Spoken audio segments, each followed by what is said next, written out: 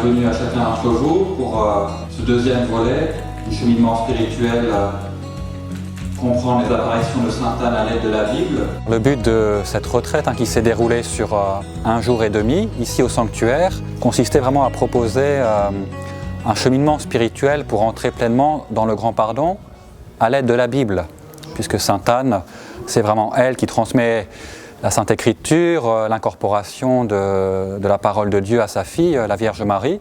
Et donc nous avons souhaité proposer vraiment ce cheminement spirituel avec à la fois des temps d'enseignement sur cette notion d'apparition, puisque Sainte Anne est apparue à Yvon Nicolazic entre 1623 et 1625. Voilà, qu'est-ce que ça veut dire apparaître, apparition, comment mieux appréhender ce mystère à l'aide de la Bible.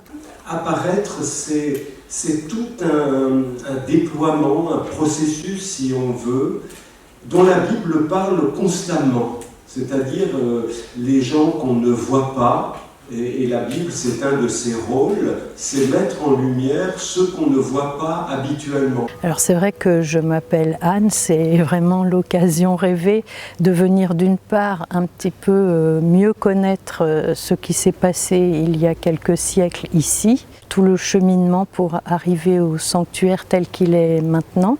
Grâce au Père Philippe Lefebvre, on a pu aborder la notion d'apparition, non pas en tant que chose mystérieuse et un petit peu inabordable, mais ce n'est pas toujours ce qui fait le plus de bruit, qui est le plus voyant, qui finalement émerge et apporte un message dans la Bible. C'est la 4e année consécutive que le frère Philippe Lefebvre nous fait l'amitié de sa présence. Et nous avons souhaité vraiment, tout au long de ces 3 années jubilaires, lui demander d'intervenir. Donc à l'été 2023, c'était sur le thème Sainte Anne, à l'aide de la Bible, Sainte Anne, figure du seuil. Et puis en 2024, l'an passé, le thème retenu était ouvrir la Bible avec Marie, ou mieux approcher la Vierge Marie comme la Vierge au livre. Et puis cette année, un cheminement spirituel plus conséquent, au cours duquel, je dirais, 80 personnes ont vraiment participé, pour prendre le temps de penser de manière intégrale ce mystère des apparitions. La Vierge Marie a une mère, Anne, elle est présente et c'est beau que des personnages qui ne sont pas dans le corpus biblique puissent faire irruption dans notre monde, rappeler qui sont là et en particulier une femme qui demande d'être honorée et ce qu'elle demande c'est de bâtir un sanctuaire parce qu'elle en a eu un et qui a disparu avec le temps.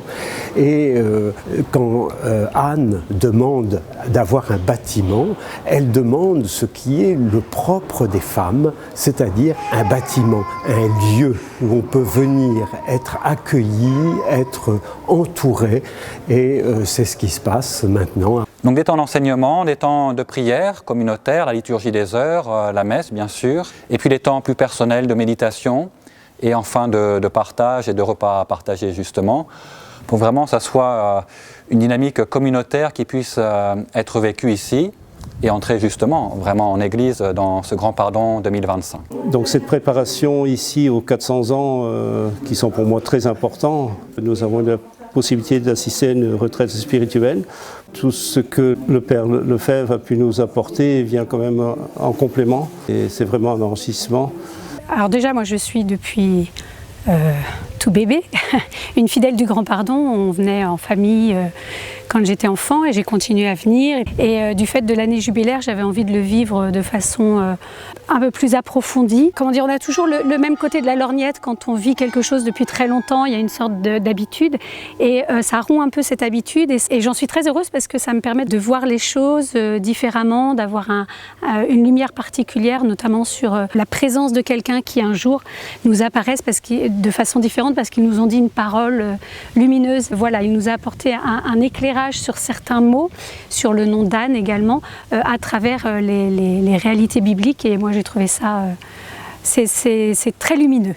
Alors j'encourage autant qu'il est possible le plus de monde à venir dans cette ambiance festive, accueillante et le cœur de tout, c'est la présence de cette femme, Anne, une femme accueillante et bienveillante pour tout le monde.